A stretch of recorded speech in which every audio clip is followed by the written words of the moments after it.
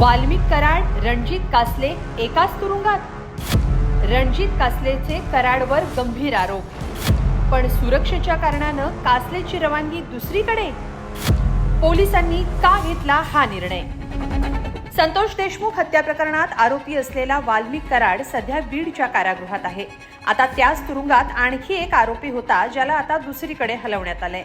तो आरोपी आहे बडतर्फ PSI रणजित कासले. वाल्मिक कराडचा तुरुंगात एन्काउंटर होऊ शकतो असा दावा करून बडतर्फ PSI रणजित कासलेनं खळबळ उडवून दिली होती.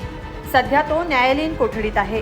कासलेला आधी बीड कारागृहात ठेवण्यात आलं, जिथं आधीच वाल्मिक कराड जेरबंद आहे. पण दोघांनाही एकाच ठिकाणी ठेवणं सुरक्षेच्या दृष्टीनं योग्य नसल्याचं कारण देत कासलेला छत्रपती संभाजीनगरच्या हर्सुल कारागृहात पाठवण्यात आलंय.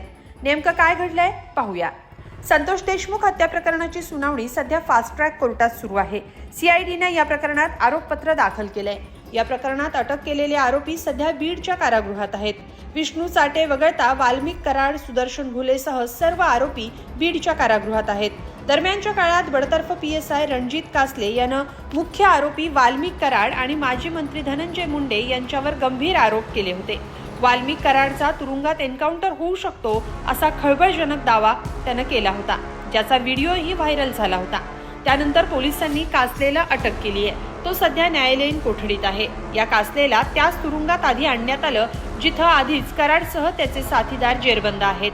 पण कासलेला कराडपासून दूर ठेवण्याचा निर्णय पोलिसांनी घेतला. त्यानुसार रणजित कासले याला आता छत्रपती संभाजीनगरच्या हर्सुल कारागृहात ठेवण्यात आलंय. कासले यानं कराडवर गंभीर आरोप केलेले असल्यानं कासलेला त्या कारागृहात ठेवणं योग्य नसल्याचं कारण पोलिसांनी दिलंय. दरम्यान बडतर्फ रणजित कासले विरोधात बीड जिल्ह्यात 3 गुन्हे दाखल आहेत. शिवाजीनगर पोलीस ठाणे, अंबाजोगाई शहर पोलीस ठाणे आणि परळी पोलीस ठाण्यात कासले विरोधात हे गुन्हे दाखल आहेत. पोलीस अधीक्षक नवनीत कावत यांना महागडा टॅब दिला असा दावा करण्यासह अनेकांवर सायबर ठाण्यातील पोलीस उपनिरीक्षक रणजित कासले यांना गंभीर आरोप केले होते.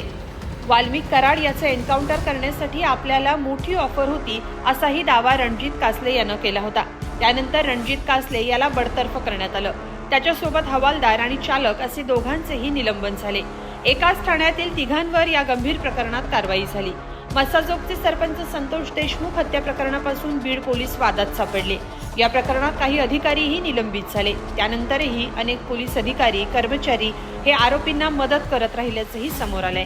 नवनीत कावत यांनी पोलीस अधीक्षक म्हणून पदभार घेतल्यावर थोडा वचक राहील अशी शक्यता होती, पण त्यानंतरही अनेक प्रकरणं समोर आली आहेत. किंबहुना पोलीस अधिकारी, कर्मचारी यांचे गैरप्रकार सुरू असल्याचं अनेकदा समोर आलंय. आता रणजित कासले याची रवानगी छत्रपती संभाजीनगरच्या हर्सुल कारागृहात करण्यात आली आहे. या सगळ्याबाबत तुम्हाला काय वाटतं? कमेंटमध्ये नक्की लिहा आणि लोकमत.com ला सबस्क्राईब करा.